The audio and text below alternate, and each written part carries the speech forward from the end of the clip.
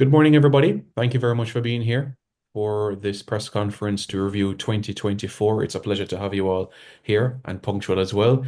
It's great to have with you as we recap this calendar year and recap some of the highlights that we had this calendar year and also look ahead to 2024, 2025 rather. We have joined with us the president of the Jamaica Football Federation, Mr. Michael Ricketts, and we're also joined with our general secretary, Mr. Dennis Chung, as well as a few specially invited guests as well. So, firstly, we're going to commence with our president, Mr. Ricketts, who will go into some of the highlights of 2024 and a few remarks from him. Mr. Ricketts, good morning to you, sir. Hope you are doing well. Good morning, Simon. Good morning, Jensek. Special good morning to those representing the various media houses. It is indeed a pleasure for me to, in collaboration with my directors, to look at what would have transpired since January 2024. I must use this opportunity again to say thanks to every single director, every single parish president, the chairman and members of our respective standing committees, and also our committees. Personally, I want to express my profound gratitude and to ask of you that you continue to give of your best as we would have crafted a way forward for Jamaica's football that I think will bring us glory very soon. To my vice presidents, Messrs. Uh, Grant, Daly, Watson, and Mrs. Elaine Walker Brown, I really want to again say a very special thanks to you all for giving me tremendous support. To my Gensec, who has always given his best. And he, I'm sure, will speak on the fiscal prudency that we would have employed to ensure that going forward, from a commercial standpoint, we would be in a good stead with our members and, of course, our parent organizations. So if we look back from a technical perspective, and again, it would be very remiss of me not to mention the chairpersons of our standing committees. I mean, people like Rudolph Speed would have done exceedingly well as the chairman of the technical committee and certainly by extension as a coach to Mr. Gregory Daly, who chairs the competitions committee, Mr. Dave Meikle, who chairs the referees committee, amongst others, the finance committee and all the other standing committees. Let us look, gentlemen and ladies, at what the football itself, the technical part of our program would have been since January. I just want to briefly look at some of our achievements, and I will thereafter look at some of the proposals for 2025. First of all, our senior men's team would have earned their first medal at the Nations League since 2017. Of course, we were third, and no secret that the first Caribbean team would have achieved such a feat. Secondly, we would have accumulated 6 points from our World Cup qualifying games. This will continue next year, June, I think, when we will engage the British Virgin Islands and, of course, Guatemala. Interestingly, we scored our first goal in Copa America, having campaigned in that competition 3 times. We scored our first goal, courtesy, of course, of the now ailing Mr. Michael Antonio. And I really want to use this opportunity to wish him a very full and speedy recovery as we all would have known that he was involved in a motor vehicle accident and was seriously injured. Uh, 14 players from our local premiership would have made their debut in 2024. And this is something that I think is very important that we highlight, because the perception could very well be that we have not given enough attention to our local players. But this is not so. And I want to reiterate that 14 players, local based players, who would participate in our local JPL made their debut in 2024. We, of course, are intent and as best as possible expose our young and local talents as we try to give them an opportunity to become marketable globally. Of course, we would have engaged Central American countries, Honduras and Nicaragua, in the competition just concluded. And of course, for the first time in the history of Jamaica's football, would have beaten Central American countries in consecutive games in Central America. No ordinary achievement, because those of us who are intimate with football around the region would understand how tough it is when you play in Central America. It would be extremely remiss of me not to make special mention of two of our local clubs, Cavalier and Arnett Gardens. They would have, Cavalier certainly has now become a household name around the region, around CONCACAF. Arnett would have won the Caribbean Club Shield and Cavalier the CONCACAF Caribbean Cup. No ordinary achievement. And we must say huge congratulations to Arnett Gardens and, of course, to Cavalier. Our under 14 youngsters did so very well by winning the CFU Caribbean Cup Shield. I mean, we played the finals and we at halftime we were down by a goal to nil. And we came back and scored 7 goals in 40 minutes. That could very well be some kind of a record in a final. We eventually won that game by 7 goals to 1. Of course, we just concluded, or girls that is, would have just concluded a series against South Africa. We played 2 games in Montego Bay. The first game we won, I think we were most impressive, beating South Africa by 3 goals to 0.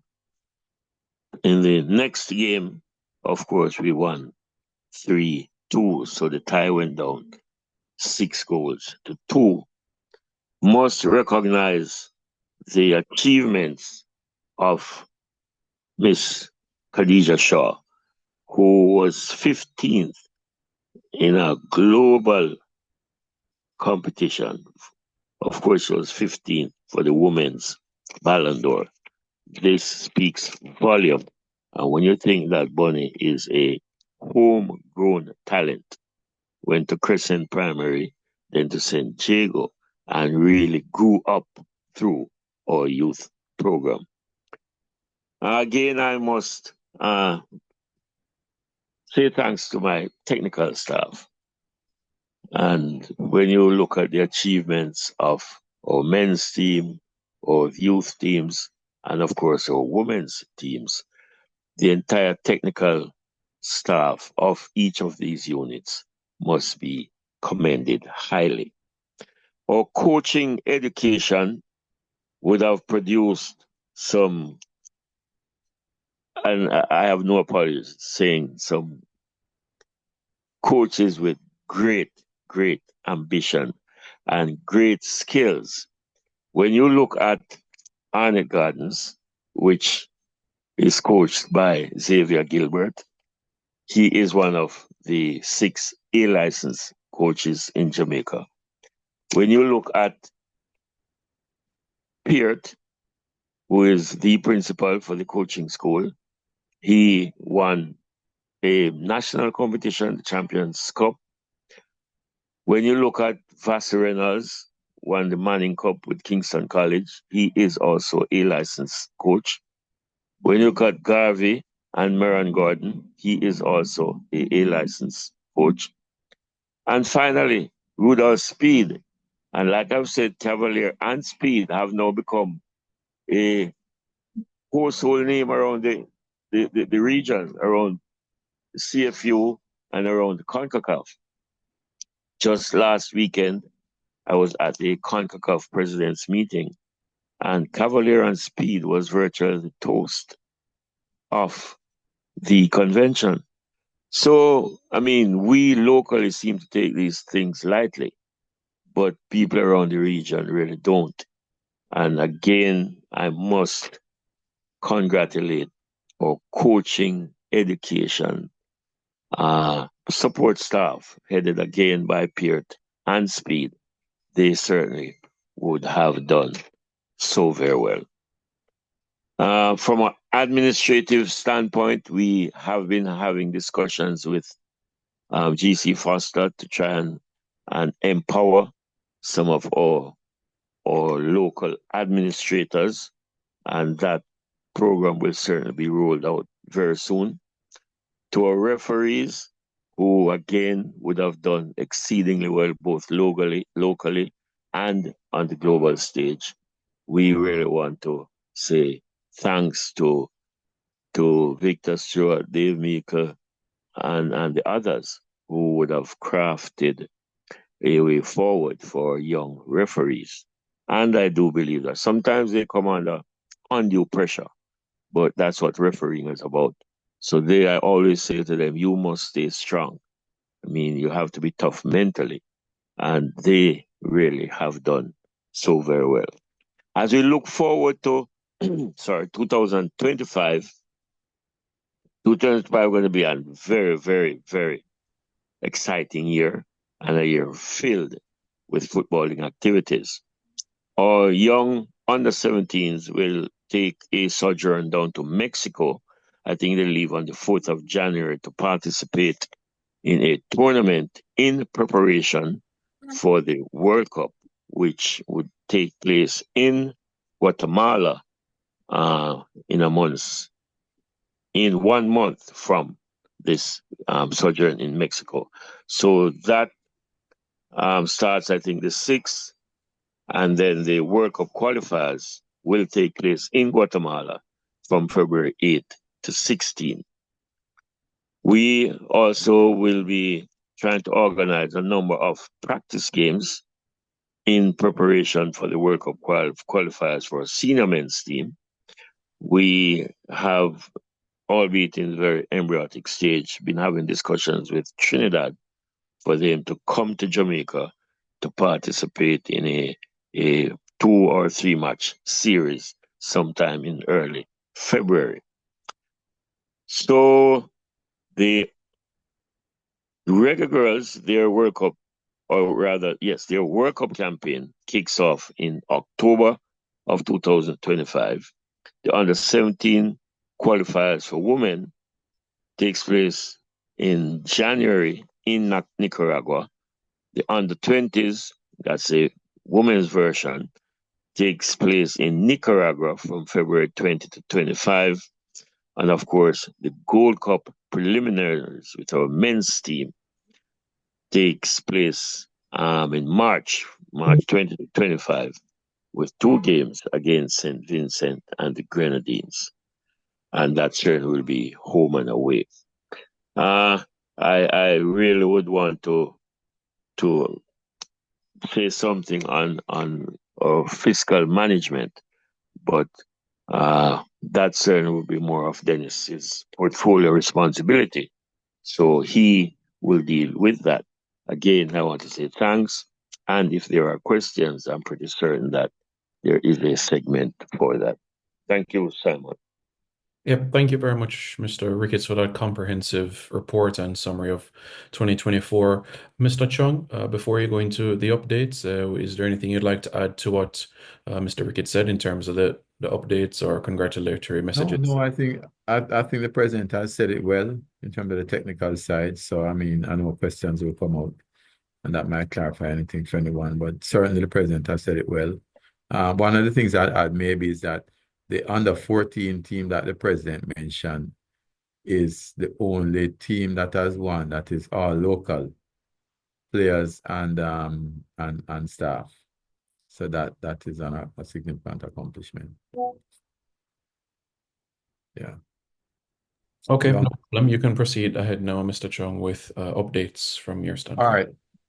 Thank you. Welcome, everyone. The president, of course, supporting him in what he's saying. He's really the one giving the update. But just to provide an update on the administration and the fiscal side, um, you'd have known that one of the things when I came here in November 2022, we had said that we would provide regular updates to the public, and whether good or bad, and we have been doing that. We've gone through a little tumultuous period with the election, and we always were very transparent. So we continue that trend of transparency, which I believe is critical for us to have if we're going to work together and ensure the development of the JFF and football.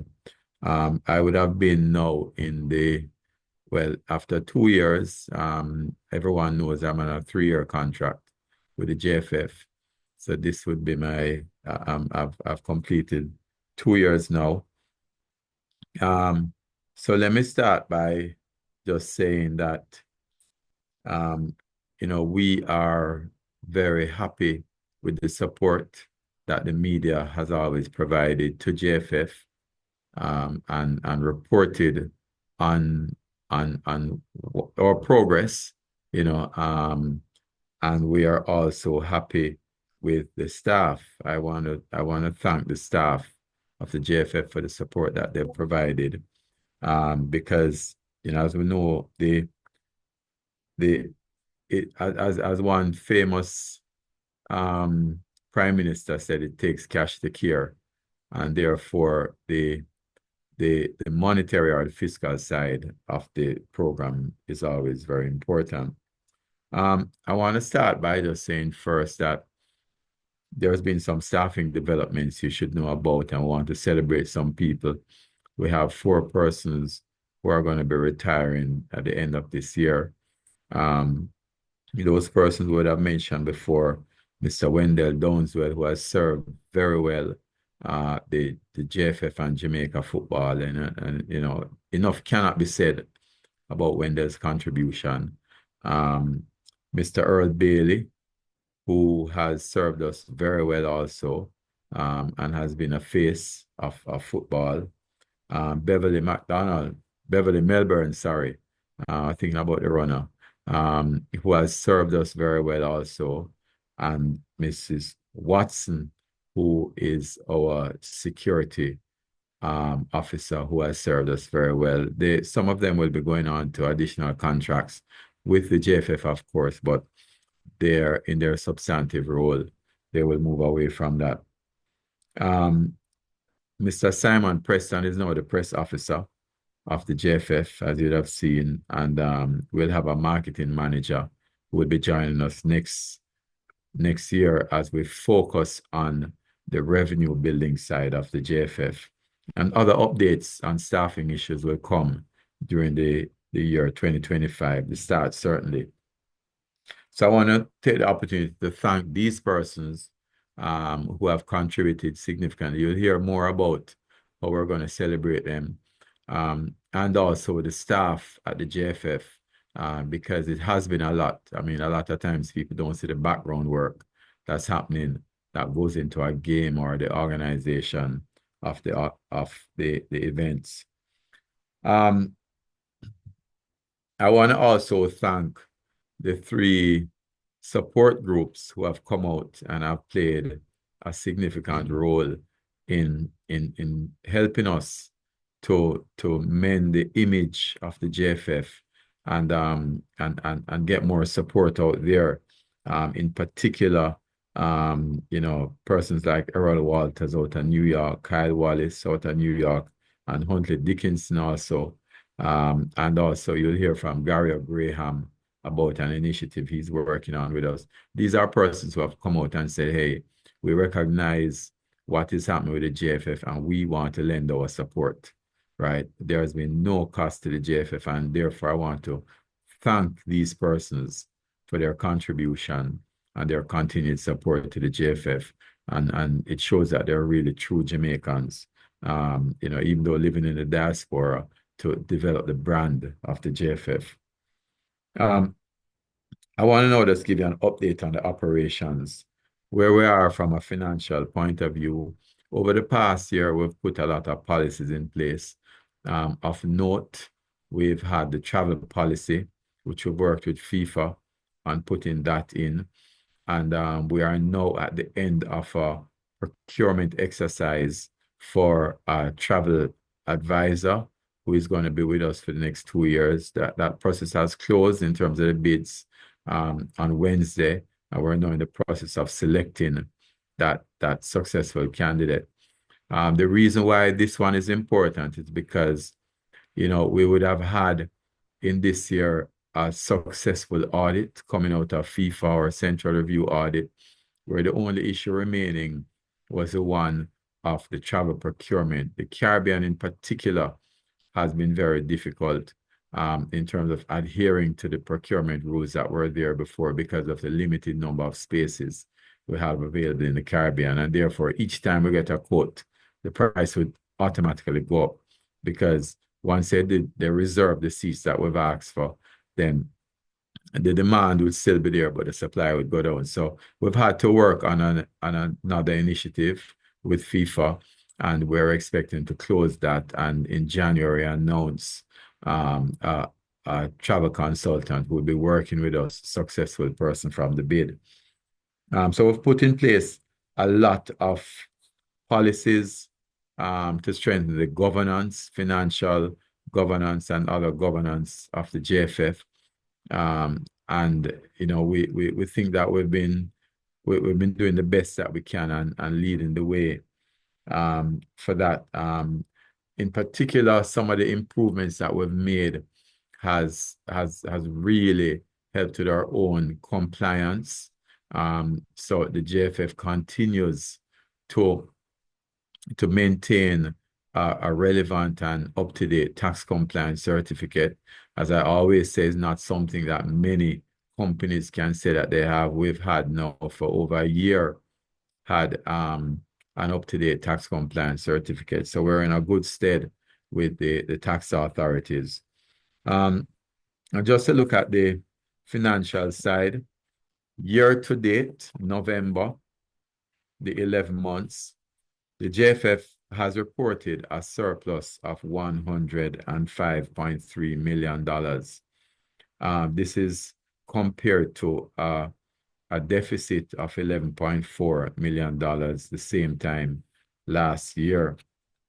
What it means for us is that we are slowly, or maybe a little more than slowly, working on reducing our negative equity position, which is very important for us. And last year, this time we had a negative equity of $242 million, $242.5 million. As at the end of November 2024, we have a negative equity of $82.6 million, which is a significant improvement.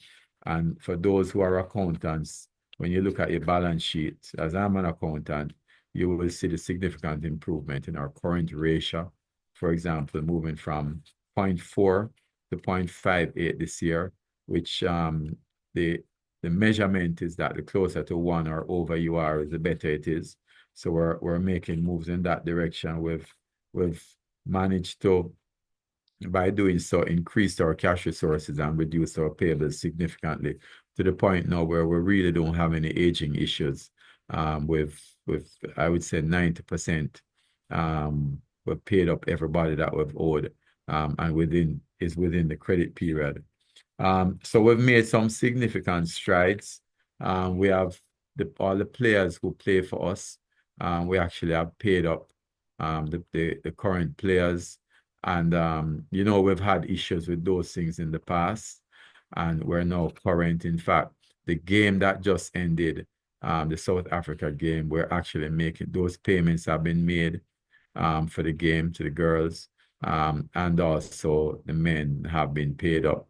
So we're current with that, and that is thanks to the work that's been done by the staff. As a Grace Grant, our accountant, is on, and she's the one who has really led this change in terms of ensuring that we adhere to proper budgeting and fiscal rules. So, thanks a lot for the support. So we have made some significant progress there. Going into next year, and we have Congress in January. I don't know if the president will want to mention that soon also. We know that it's going to be a more challenging year financially. So we have decided that what we need to do is focus on building revenue and bringing in new revenues. So coming out of the last two games, you'd have seen that we were actually streaming the events on our YouTube channel, JFF Live, which is our JFF TV. And that is something that on the 10th of January, we plan to launch JFF Live. And what we will be doing is we will be monetizing the channel. So we will be streaming all our games, right, that we play on that channel. We'll invite subscribers on at a cost, of course, and also there will be a cost to view the game. What it does also in terms of working with the inadequate infrastructure that we have in Jamaica, it allows more and more people to view it. So I know next year the stadium, they're going to start the work on it, and the seating capacity is going to be limited. With this YouTube channel, we are going to be able to bring more and more people in to see the game. And the quality is going to be very good. Gary, who is here, will speak to that. But certainly, we're going to produce a first-class production. Is going to be out there, and we're going to ensure that persons from around the world are able to see it. I know the last game, we had over 60,000 views per game, and that is pretty significant. Based on that, what we did in the last game, we have confirmed with YouTube, and we are already qualified to receive money. So all of that will be done, and we're looking forward to that in 2025. There's nothing more for me really to say more than that. We plan to improve on the brand more and more, and wish everyone here, the best for the holiday season. And maybe just ask Gario to just give us a few words, Simon, on the YouTube channel and the activation, so the media and the public can understand. Yep, no, not a problem. Thanks. Thank you very much, Mr. Chung. So before I open the floor for questions from members of the media, just a few remarks from Gario, and then we'll open the floor for questions. So Gario, you can proceed. Good morning, everyone. Good afternoon. Depends on where you are. As Mr. Chung mentioned, we'll be launching Jamaica Football Federation Live, JFF Live, January 10th. And we'll have the Jamaica TV, which will be on YouTube, but Jamaica Live is overall the body of what we're going to be doing, which is basically bridging the gap between Jamaica football and the fans. And that's what we really want to focus on, is like, how can we give the fans more experience with Jamaica football, whether it's at the stadium and, of course, online and YouTube.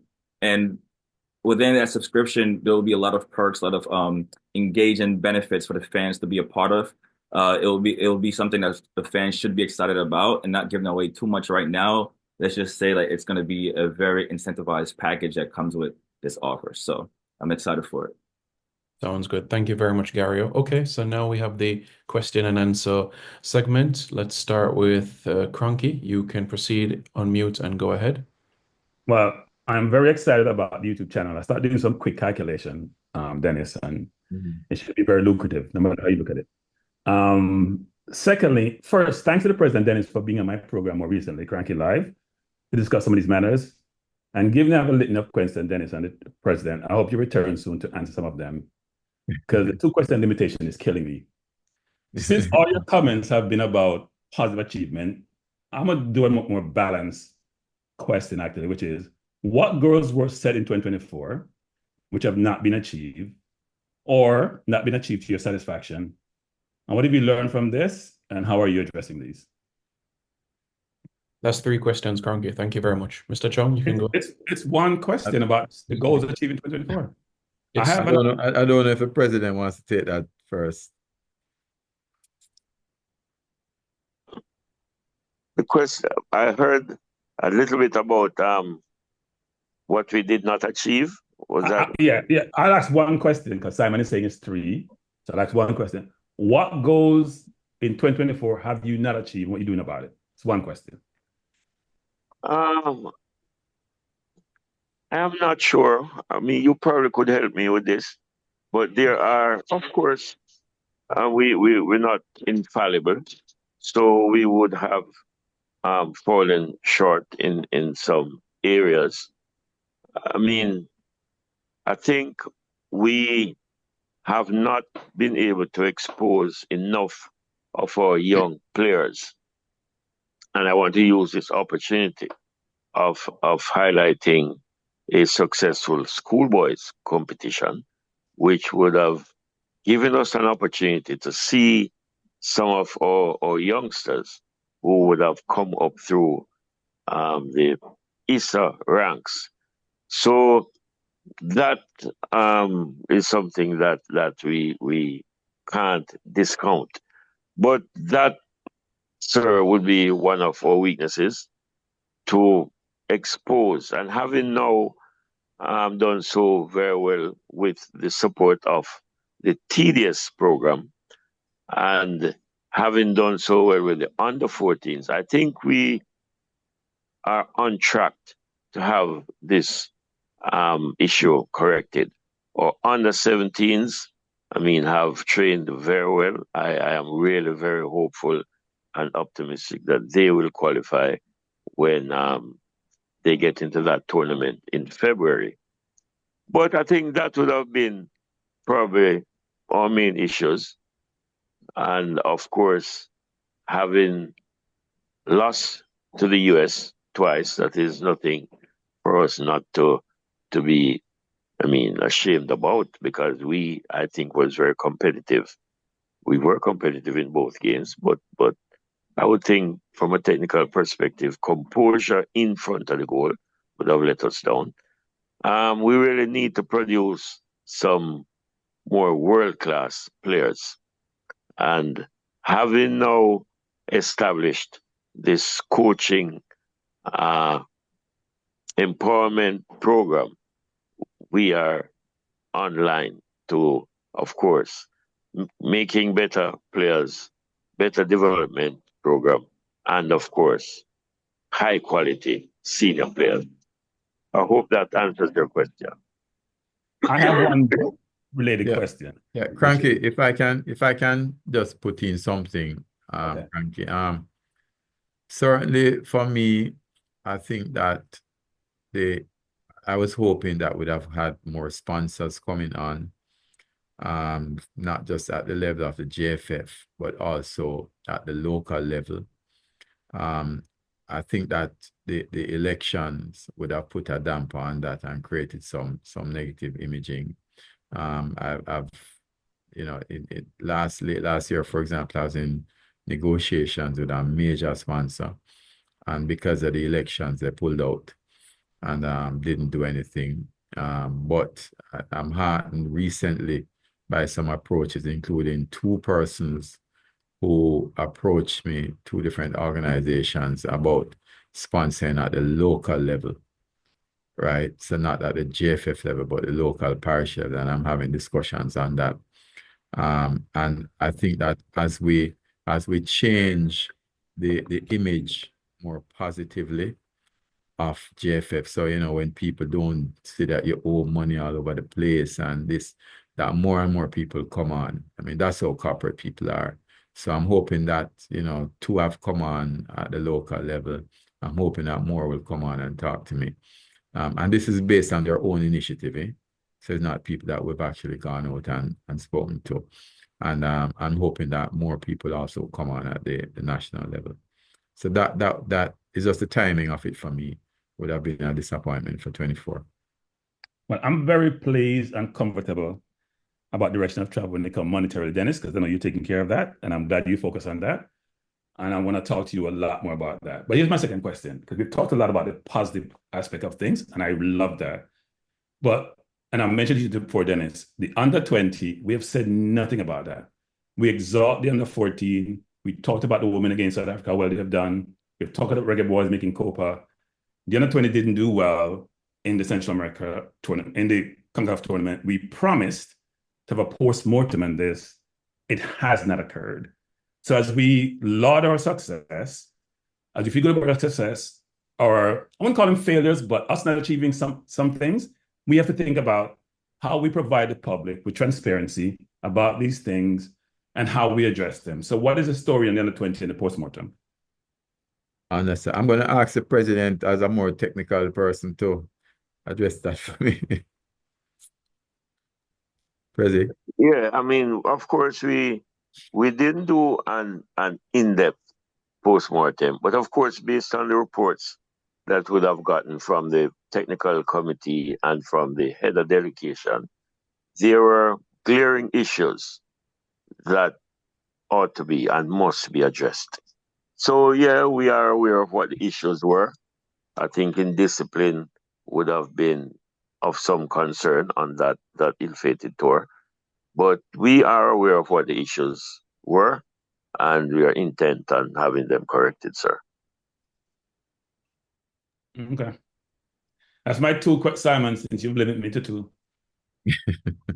Thank you very much, Cronky. Let's hear from Siobhan Pierce. Go ahead, Shav.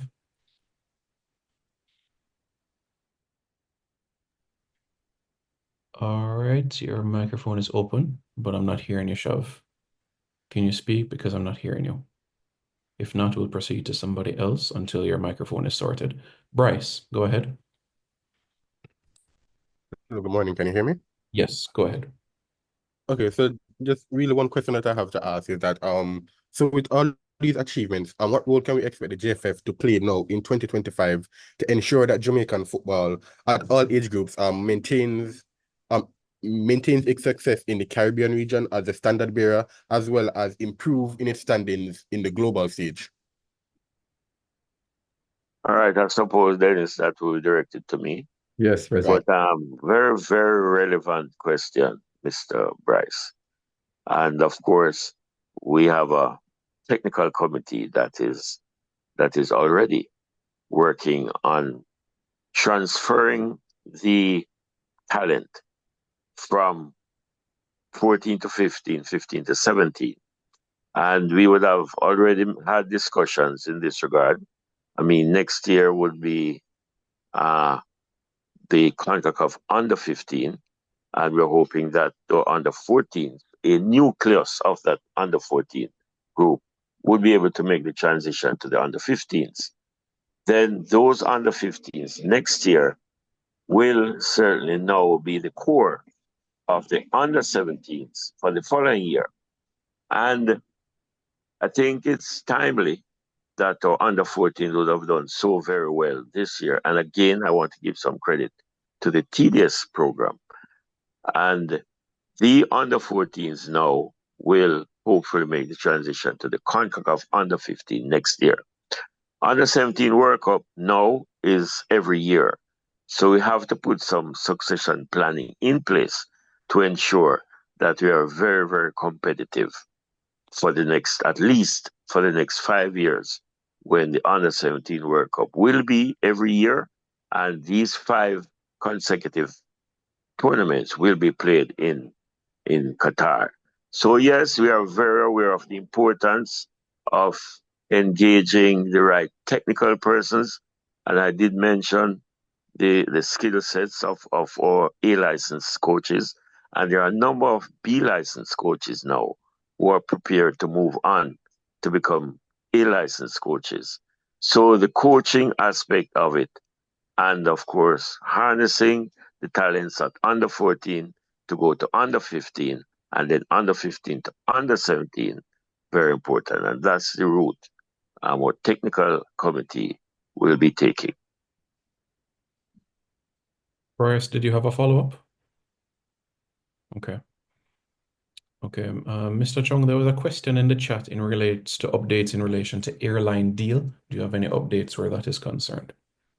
No, I actually had a discussion with the person who is working on it last week, and they're still working through it. They're hoping for a breakthrough in January. So we don't have anything on that yet. And one of the persons who I've been talking to also was one of the persons who made a bid in the travel procurement process. So we're hoping that, even if we don't have a deal with a direct airline, which we're talking to two of them now, we would at least have a deal with someone in the industry who can assist us with getting, discounted flights and that sort of thing. Because the idea is really to cut down on the costs. Is probably the most significant cost we have. So we're working on it from different angles. So hopefully January or so, we will have that in place. Okay. Thanks, Eddie. Let's hear from Dwight Spence now.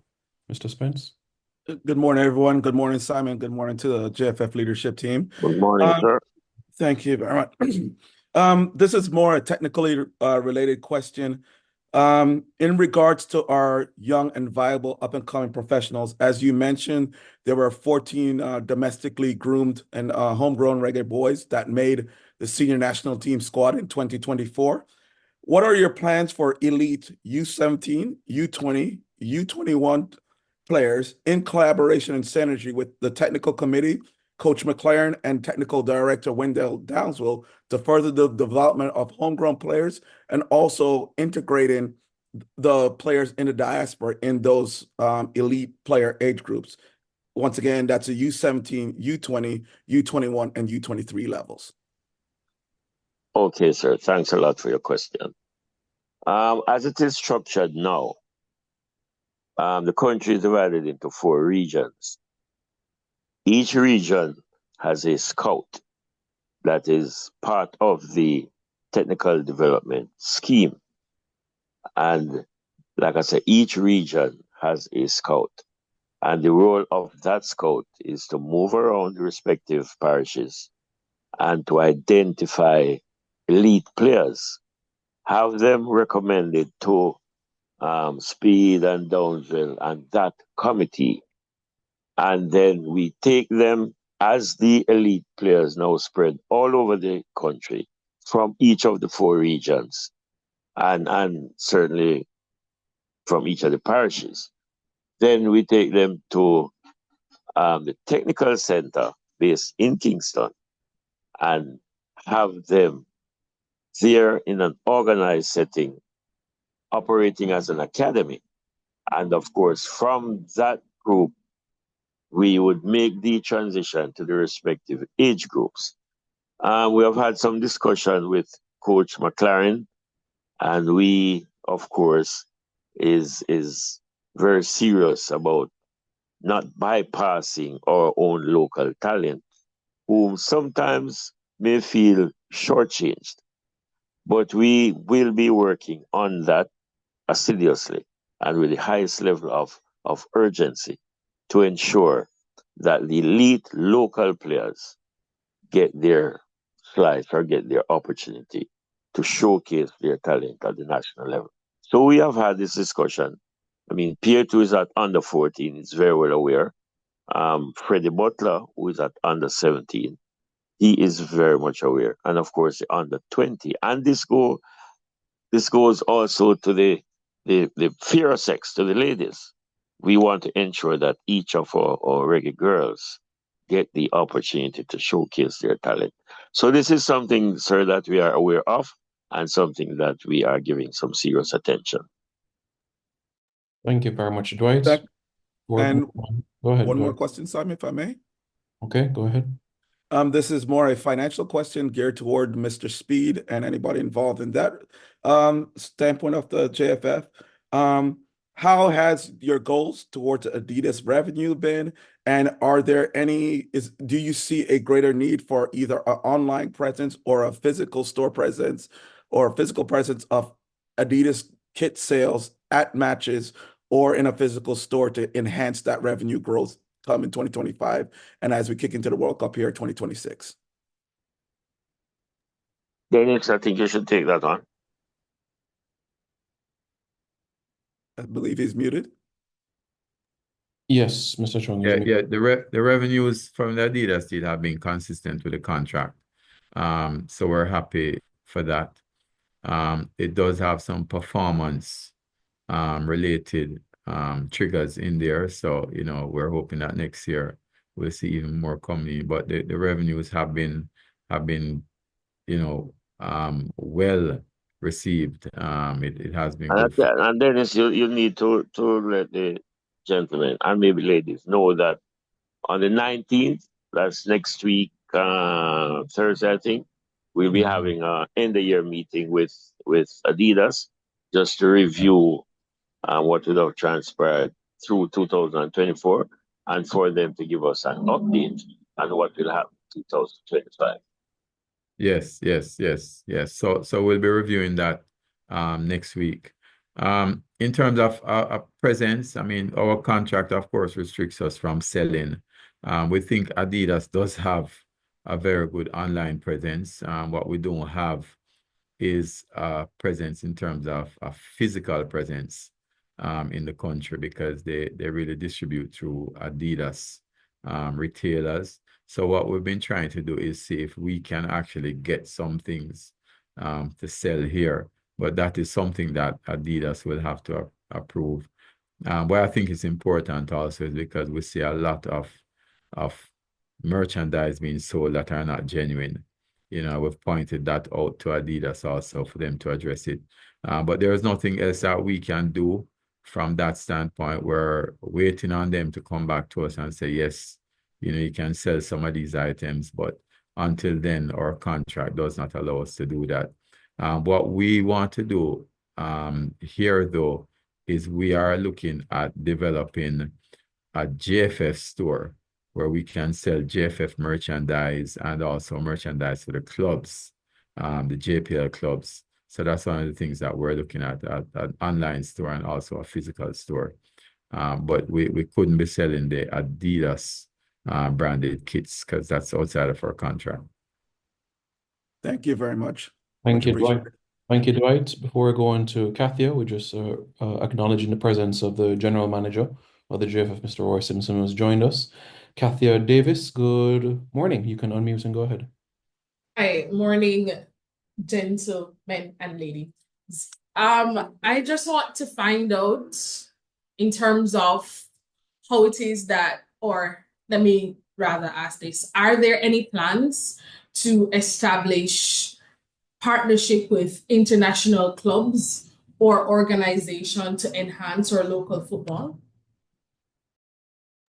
Very interesting. In fact, it's refreshing for the first time in almost an hour to hear the voice of a female. Thank you so much, madam. Next Tuesday at 6 p.m., this process will start. We have had discussions with the Argentine ambassador here in Jamaica, and we have established a partnership which will be formally announced on Tuesday evening at 6 p.m. at the Pegasus. So, yes, ma'am, we're working on that, and this is just a start. I think it's very important. And in fact, part of the early discussions would be a kind of a bilateral program where coaches would go to countries overseas visiting top-notch clubs, and they would probably come here to see what we do have to offer. But very relevant question, and we are working on that.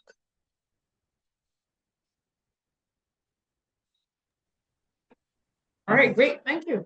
All right, Okay, man. thank you, Kathia. Jason Hall, you can go ahead. Thank you, Simon. Jason Hall, Jason Buna TV here. Good morning to the President, Mr. Ricketts, and General Secretary, Mr. Chung, Morning, also sir. General Good Manager, morning. Mr. Simpson. Good morning, everyone. First question is mainly directed towards Mr. Simpson. You had a interview on television recently where you mentioned Mason Greenwood and his status. I just was wondering, a few weeks on, can we get an update? Has there been any movement on that situation? Hi, good morning, Jason. How you doing? No, it is still the same as is when I spoke the last time. You have a follow-up Okay. question, Jason? Yes, I do. So I've been keeping up with the U17's preparation, and I happen to know that a part of why they've been able to, keep this thing going is a lot of outside, I guess you'd say, funding and fundraising initiatives have been done to ensure that the camps can keep going. Is this something that the JFF is looking to do moving forward with our youth teams, where they utilize help from outside to ensure that the preparation is at a level that we believe is enough for us to have, a good chance of qualifying in these competitions moving forward? I think that's something that we've always been doing. It of course depends on two things: the person who is organizing it, and kudos to Omar McFarlane and his team. He has been doing a great job there. It also depends on the JFF image at the time, and the truth is that we've made efforts before, but because of what the image is, and this is what people need to understand: the image is very, very important. People flock towards a brand that has a positive image. And once that starts to shift, then you're going to have that shift. So I think that the time is right now. As you'd have heard me say, we had 3 different JFF football supporters club who approached us in the past 2 months and say, hey, we want to do some work with you from the diaspora, and it's not like we approach them. So, I think that you're going to see more and more of that happening, because people are seeing JFF in a much more positive light. And I think that it is welcome, even in the, one of them was sharing with me that even the US, for example, just launched a community program, because US soccer, of course, needs money too, and they were able to raise $32,000 US, so I think we're seeing more and more of that happening. Okay, thank you, Jason. Shav, your audio should be better now. Shav and Peart. Yeah, can you hear me now? Yeah, that's good. Go ahead. All right, thanks everyone for having me, and good morning to everyone here. Firstly, Simon, I want to say congratulations on being appointed to the permanent position there now. I mean, you have done a great job so far, and I hope that you continue doing the great job that you've been doing. I think one of my questions has been asked already by Jason regarding Mason. I think the other one would be regarding the local camp for the January-February period. I know it's something that the US normally does. When the MLS USL season ends, they normally have like a camp for their players, and they normally play friendlies. Do we so the question is, do we have like a specific time frame as to when those camps will actually begin? And also the plans, do we plan to potentially get in friendlies with the United States, being that they will be looking for friendlies for their MLS team as well?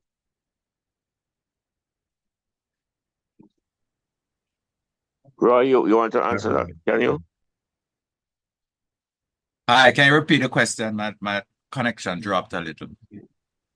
All right, so just seeking in regards to the local camp, I know the US normally seeks friendlies for the US-based national team. I was wondering when do we plan on starting our local camp, and do we plan to potentially utilize that option of getting a friendly against a US team or a Mexico or a Canadian team during that period? Hi, Shavon. First of all, in terms of when you're negotiating friendly games, it is based on availability of the respective national teams. So usually the US or any one of our counterparts would indicate to us, that they are extending an invite for us. With regards to the local camp, what we are doing is that you'll all appreciate that we are currently in our JPL season. So what we'll be having is what we term a non-residential camp. So we have the players travel on respective days, and then they go back to their respective clubs, but closer to the game. So for example, if the game is on the 9th, we probably come in match day -2, which is the 7th, and then we'll run them in a residence for the period to incorporate the official training and the 2 games. So that's going to be the structure of the camp. But again, usually how it works is that based on our situation, we have to be cautious and very careful in terms of how we extend invitations to respective member associations. So for example, you might extend an invitation to the US to play, but they'll come back to you and say, okay, we'll play, but you're responsible for hotel accommodation, airfares, transportation, probably if they go through an agent, match fees for the agent. So we really have to be careful how we do it. But usually those big hitters don't usually play outside of the windows based on availability of their respective players. Well, no, the reason why I asked is due to the fact that because I know during the January, February period before the MLS kicks off, they usually have friendlies within those windows for their MLS-based players. So that's the reason why I asked. And I think so you have US, Canada, the leagues that run that ends in December. We could pursue that avenue now that you have said that. But as it is now, we are having negotiations with Trinidad for 2 or 3 games, sometimes in January. But what you have said, we can discuss it and see affordability would certainly be an issue. And we will look on what you have suggested and see how workable it is. Thank you very much. Okay, thanks for the time. All right, CC, go ahead. Yes, thanks for having me here. Well, congratulations again in terms of what Jamaica would have achieved so far during the year, and the little hiccups and everything. But I think overall, JFF has done pretty much a far better job now than previous years. So I think even with the transparency, it's kind of better now. So my question is with regards to the local camp, right? I know it says local camp, but you have players who play in USL who their leagues normally finish in November because I think it's March to November. Would it not be prudent of the JFF or prudent of the administration to see that it's a local camp, but it's also for some of those players who play in the USL who are not necessarily active within that period of time? Yeah, Absolutely. you are correct. Okay. You are correct. Because once players are available, it's not exclusively local based.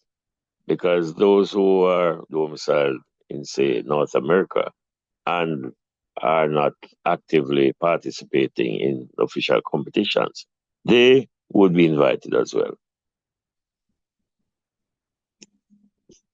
Okay, thanks. President, just to back you up on this, if you remember the last time we had that agreement with Trinidad, we brought in Omari Hutchinson, we brought in Splat. Right. So Right. we invited some of our junior players out of the UK. Right. Okay, so my the next final question I have is with regards to partnership with in terms of gyms, local gyms, and like our nutritionists with regards to assisting the players in the league locally where they can get better develop better physicality and I would say nutrition wise. Roy, I suppose that's yours. Absolutely. Okay, so for example, Arnett has their own gym, Mount Pleasant has their own gym. So, we have to be careful because what you don't want to do is not to impose on what is happening with regards to preparation in their JPL season, because that is the priority of the respective clubs. But what we tend to do, and usually do, is our partnerships, or we say to respective gyms that we have a local camp running. The coaches or the trainer, have included in the schedule 2 gym sessions. So, for example, we'll say to a Spry, we'll say to any one of the gyms that can you afford us some time to come in, and they usually facilitate us. But as it relates specifically to the players in their respective clubs, usually it is the clubs who monitor and maintain that. When they come to us now, we will maintain what has been done in the club. But to say to a respective player that we have made arrangement for a particular gym, we do not do that. Only when they're in our space, we will afford them that. Thank you, CC. Thank you, Mr. Simpson. Dre, I believe I saw your hand raised. Do you have a question? No. Okay. All right. Mr. Simpson, Mr. Chung, Mr. Ricketts, thank you very much for your time and for being able to answer the questions. Thank you very much to the members of the media as well. May I just use this opportunity to wish, all the participants a very, very happy and productive holiday season. And just be very careful on the roads. And when you drink, please do so responsibly. And I really do hope that the JFF and the respective media houses will collaborate in a very positive way for year 2025. Thank you so much, Simon. You're most welcome, Mr. Ricketts. Mr. Chung, Mr. Simpson, anything to add, or all is well? No, I'm fine. I just want to wish everyone a happy season also, and be good. All right. All right. Sounds good. Thank you very much, everybody. Thank you very much for your support. This recording will be shared in the media group quite shortly so that everybody will have access editorially for stories. Thank you very much, members of the media, for being here. Stay safe, and we look forward to a very bright and prosperous 2025. We stay in touch. Okay. All right.